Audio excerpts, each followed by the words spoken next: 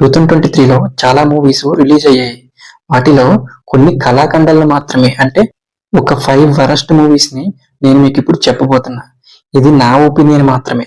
నాకు నచ్చని, నాకు రాడ్ అనిపించిన మూవీస్ ని మాత్రమే సెలెక్ట్ చేసి చెప్తున్నా. అంతేగాని ఏ హీరో ఫ్యాన్ ని హర్ట్ చేయాలని నా ఉద్దేశం కాదు.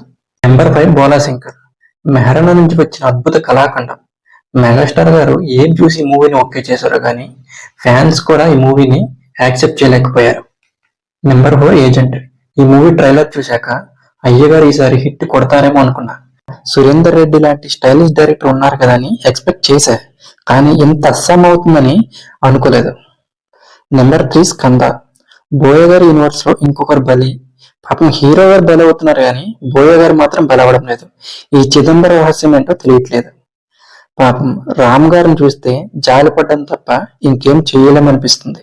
నెంబర్ 2 శాకుంతలం.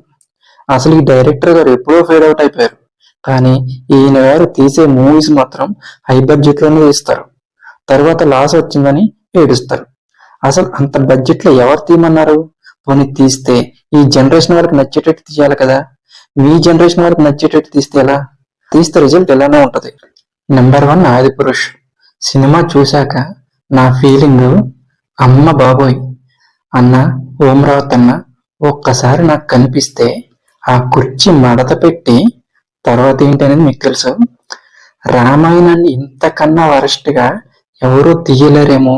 పైగా న్యూ వర్షన్ రామాయణం అని వాళ్ళు చెప్పిన కవరింగ్ అయితే అమ్మ బాబోయ్. మరి మీకు వరస్ట్ అనిపించిన మూవీస్ ఏంటో కింద కామెంట్ సెక్షన్ లో మెన్షన్ చేయండి.